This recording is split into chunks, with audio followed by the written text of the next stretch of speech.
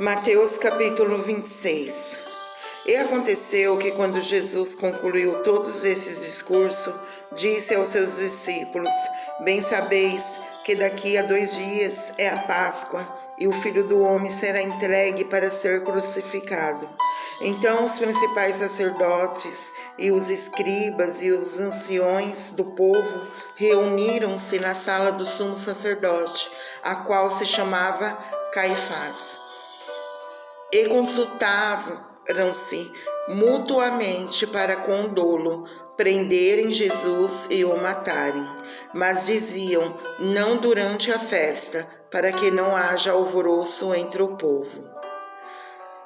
Jesus ungido em Betânia. Entrando Jesus em Betânia, em casa de Simão, o leproso, aproximou-se dele uma mulher com um vaso de alabastro, com unguento de grande valor, e derramou-lhe sobre a cabeça, quando ele estava sentado à mesa. E os seus discípulos, vendo isto, indignaram-se, dizendo: por que é esse desperdício? Pois esse unguento podia vender por grande preço e dar-se o dinheiro aos pobres. Jesus, porém, conhecendo isto, disse-lhes: por que afligens essa mulher? Pois praticou uma boa ação para comigo, porquanto sempre tendes convosco os pobres, mas a mim não me haveis de ter sempre. Ora, derramando ela esse unguento sobre o meu corpo, fez-lo preparando-me para meu sepultamento. Em verdade vos digo que onde quer que esse evangelho for pregado, em todo o mundo, também será referido o que ela fez para a memória sua. Então um dos 12, chamado Judas Iscariotes, foi ter com os principais sacerdotes e disse: que me queres dar? E eu vô-lo entregareis. E eles lhe estipularam 30 moedas de prata, e desde então buscava a oportunidade para o entregar. E no primeiro dia da festa dos pães asmos, chegaram os discípulos a Jesus, dizendo-lhe: onde queres que te façamos o preparativo para comer a Páscoa? Ele disse: ide à cidade a um certo homem e dize-lhe: o mestre diz: o meu tempo está próximo, em tua casa celebrarei a Páscoa com os meus discípulos. E os discípulos fizeram como Jesus lhe ordenara e prepararam a Páscoa. A última Páscoa e a ceia do Senhor, a traição. E chegada a tarde, assentou-se à mesa com os 12. E comendo, ele disse: em verdade vos digo que um de vós me há de trair. E eles, entristecendo-se muito, começaram cada um a dizer-lhe: porventura sou eu, Senhor? E ele respondendo disse: o que põe comigo a mão no prato, esse me há de trair. Em verdade, o Filho do Homem vai como acerca dele está escrito. Mas ai daquele homem por quem o Filho do Homem é traído. Bom seria para esse homem se não houvesse nascido. E respondendo Judas, o que o traía, disse: porventura sou eu, Rabi? E disse: tu o disseste. E quando comiam, Jesus tomou o pão e abençoou, o partiu e deu aos discípulos e disse: tomai, comei, isto é o meu corpo. E tomando o cálice e dando graça, deu-lhe, dizendo: bebei dele todos, porque isso é o meu sangue, o sangue do Novo Testamento, que é derramado por muitos para a remissão dos pecados. E digo-vos que, desde agora, não beberei deste fruto da vide, até aquele dia em que o beba novo convosco no reino de meu Pai.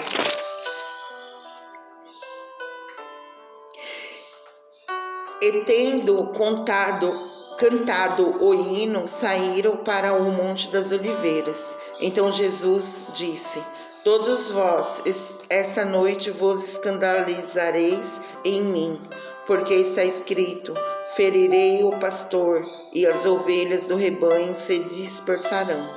Mas depois eu ressuscitarei e irei adiante de vós para a Galiléia.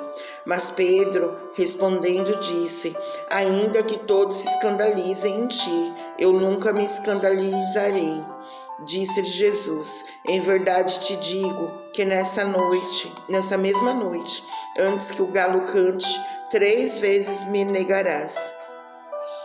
Disse-lhe Pedro: Ainda que me seja ministro morrer contigo, não te negarei. E todos os discípulos disseram o mesmo.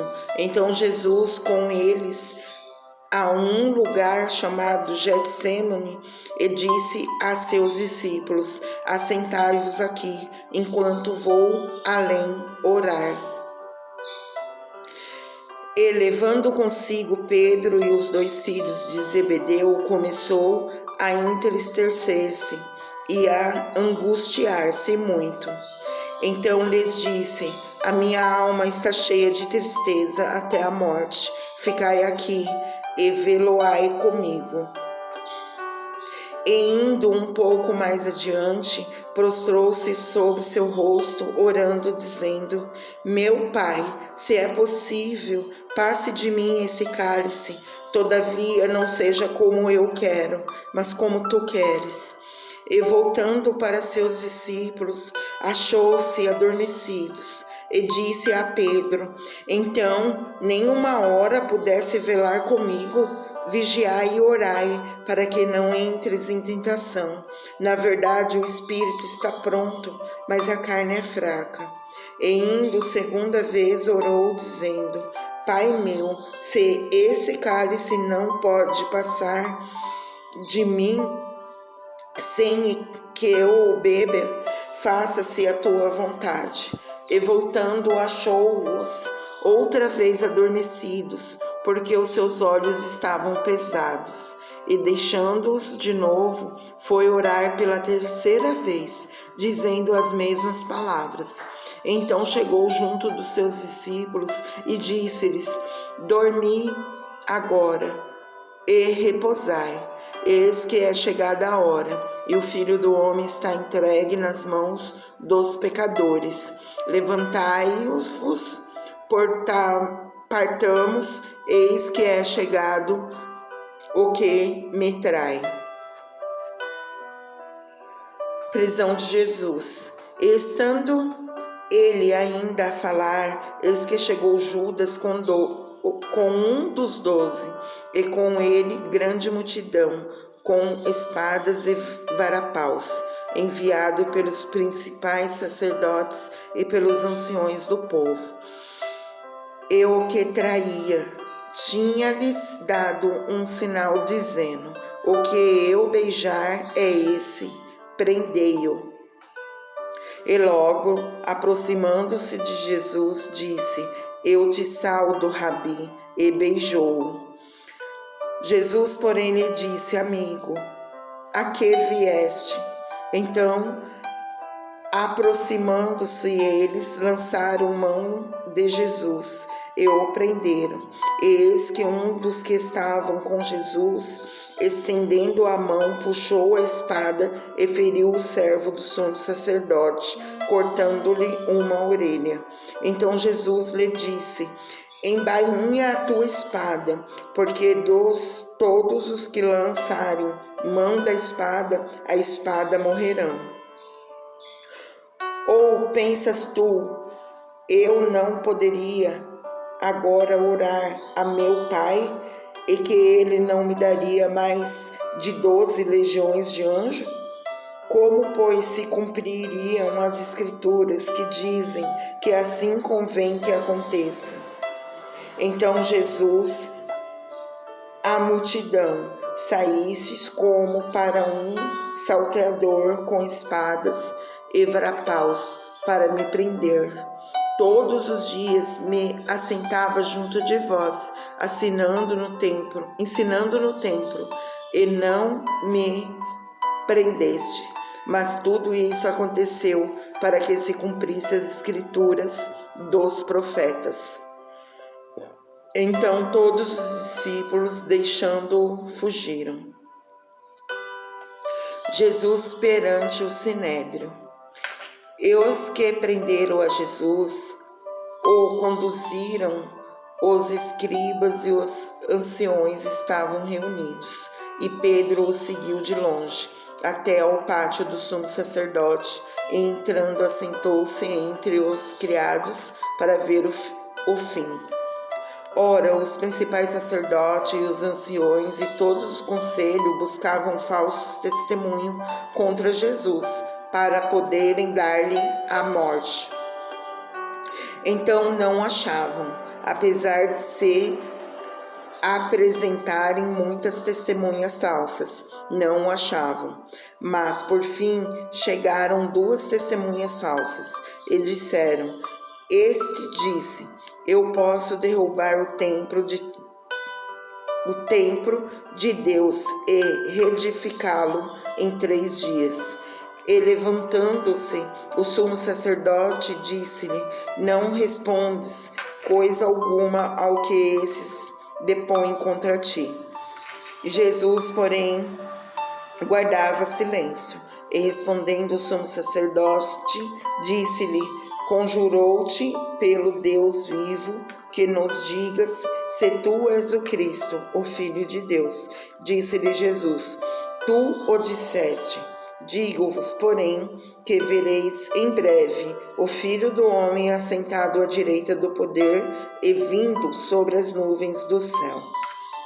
Então o sumo sacerdote rasgou as suas vestes, dizendo: Blasfemou, para que precisamos ainda de testemunhas? Eis que bem ouviste agora a sua blasfêmia. Que vos parece? Eles respondendo, disseram: É réu de morte. Então cobriram-lhe o rosto e lhe davam punhaladas, e outros o esbofeteavam, dizendo: Profetiza-nos, Cristo, quem é o que te bateu? Negação de Pedro. Ora, Pedro estava sentado fora no pátio, e aproximando-se dele, uma criada disse: Tu também estava com Jesus, o Galileu. Mas ele negou diante de todos, dizendo: Não sei o que dizes. E saindo para o vestíbulo, outra criada ouviu e disse aos que ali estavam: Esse também estava com Jesus, o Nazareno. E ele negou outra vez, com juramento: Não conheço tal homem. E daí a pouco, aproximando-se, os que ali estavam disseram a Pedro: Verdadeiramente também tu és deles, pois a tua fala te denuncia. Então começou ele a preguejar e jurar, dizendo: Não conheço esse homem. E imediatamente o galo cantou, e lembrou-se Pedro das palavras de Jesus que lhe dissera: Antes que o galo cante, 3 vezes me negarás. E saindo dali, chorou amargamente.